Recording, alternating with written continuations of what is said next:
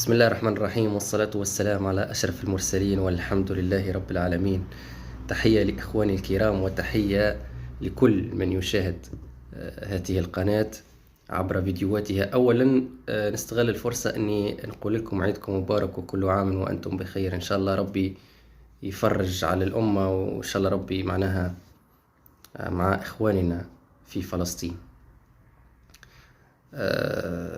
قبل كل شيء ما ننساش اني نبارك لفريق النادي الافريقي اللي انتصر قبل قليل على شبيبة القيروان، الفريق العتيد. وحتى احنا زاد فريق عتيد لانه نملكوا ملاعبي كيما يعني عبادة، اللي يذكرني بملاعبي لعب معنا في فترة 2015-2016 كايل فينيلز. كان انا انطقت الاسم الصحيح، لاعبي ممتاز جدا كان، ونفس البروفيل تقريبا بتاع عبادة. اليوم تألق غير عادي من عبادة خلى النادي الإفريقي ينتصر في المقابلة. إن شاء الله بالسلسلة الوردية هذه اللي قاعدة يعني موجودة في النادي الإفريقي، إن شاء الله تختتم ببطولة بإذن الله، لأنه فريقنا حقيقة عنده كل الإمكانيات لو يركز وبدعم الجماهير. إن شاء الله قادرين إنه نعملوا حاجة أمام 4 فرق كبيرة. يعني عندك المستير قوية، القيروان قوية، ليتوالا قوية، ومعهم النادي الافريقي قوية. دونك بطولة مهمة جدا على ظهرها النادي الافريقي، كيك سواء في الكورة ولا في كرة السلة، العرب كلها استفاقت معناها. وهذا اللي يخلي دائما بطولات النادي الافريقي ديما فك دقائق 90 وفك الغسرة وفك ديما كاكا معناها. لو تتذكروا حتى الدخلة كانت معبرة، يعني بطولة 2004، وضيف لها وقتها انتهت المباراة البطولة لشبيبة القيروان. من با هو اعطاها فهمتني ولا صاروخ التوما هوك عن بعيد، فهمتني ولا ثلاثية من حيث لا تدري. اعطت هي ثلاثية تاريخية الحق متاع ربي، اعطت البطولة من شبيبة القيروان، اعطتها للنادي الافريقي. بالفعل 85 18 ثانية على نهاية المباراة. الحصة الإضافية بالأخص مروان كشريك، التعادل 10 ثواني، والامتلاك الأخير أكيد باش يكون لشبيبة القيروان. 6 ثواني 5 مع عتسماوة ضيوف عليه الهجوم، يمشي لسلة عتسماوة، خطأ لصالح شبيبة القيروان قبل ثانية، خطأ لصالح شبيبة القيروان قبل ثانية من نهاية المباراة. عاطف ماوى وتسديد الرمية الثانية. 87 85 لشبيبة القيروان، والامتلاك الأخير وتسجل السلة الأخيرة لنعيم بفلة، تتسجل السلة الأخيرة لنعيم بفلة بطريقة ممتازة للغاية. مبروك للنادي الإفريقي، ومبروك كذلك لشبيبة القيروانية على هالفريق الممتاز اللي عنده.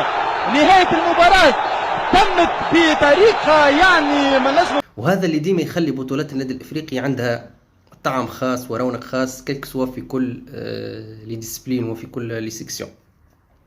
هذا بالنسبة لمباراة النادي الافريقي وضيفه شبيبة القيروان. ان شاء الله النادي الافريقي يستمر في هذه السلسلة، ويتمكن انه ان شاء الله في نهاية العام يكون متوج بالبطولة ان شاء الله. نرجع الان لمباراتنا القادمة اللي مش تتلعب نهار الأحد.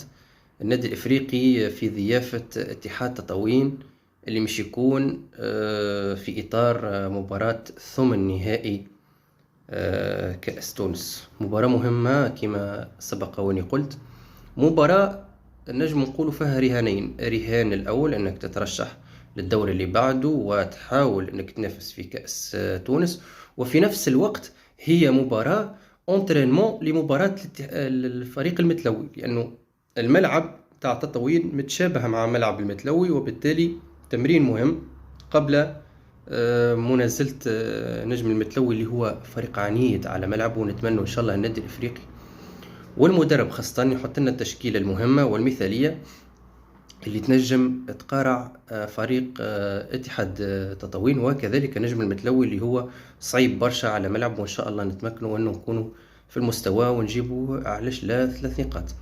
لو نشوفوا يعني تشكيلة النادي الافريقي، نشوفوا انه فما لاعبين خذاو نقاط على البقيه. تو احنا مثلا كي نشوفوا ملاعبي كيما الصدق محمود، ملاعبي كما الصدق محمود من المفروض في التشكيلة الأساسية بعد المباريات اللي قدم فيها كلك سوا، على مستوى الشجاعة وعلى مستوى انه ما يتخباش من ليزاكسيون، وعلى مستوى انه يحب يعاون اصحابه كلك سوا، يحب يعطي دي باس على اليمين وعلى اليسار وفي والبروفوندور، ويقدم بالكرة ويصنع الهجمة. خذا بلاصة او الرول اللي كان من المفروض يعمله احمد خليل، اللي هو طبيعي جدا غائب يعني في جميع المباريات، على انه يعمل ليزاكسيون اللي يعمل فيها من الصادق محمود. نتمنى انه مدرب النادي الافريقي يقتنع، وانه الصادق محمود لازم يكون في التشكيلة الأساسية في ال5 مباريات القادمة في البطولة، وكذلك في الكأس.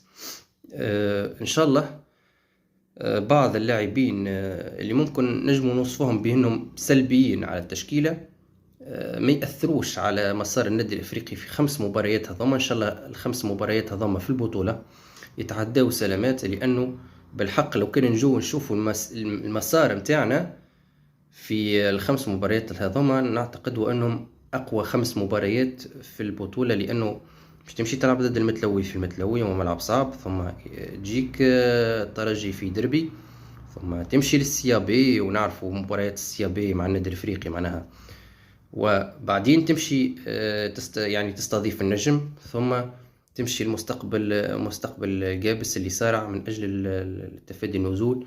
مباريات صعبة وصعبة جدا الحق. النادي الافريقي لو يعني يحط العزائم الكل ويحط معناها جميع، يحط اوبجيكتيف، الفوكس متاعه يكون هو البطولة، قادر وانه يطيح باي فريق.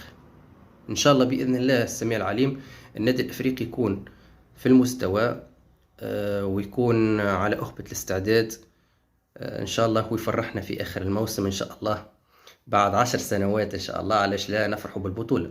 لما لا؟ ان شاء الله علاش لا نشوفوا ايش ماشي يصير في اخر العام. اكيد السسبانس دائما موجود مع النادي الافريقي، لكن ان شاء الله النادي الافريقي يكون موفق ويهز البطولات اللي تفرح الجماهير اللي تعبت واللي تستحق هدية بعد التضحيات اللي عملتها. الى اللقاء.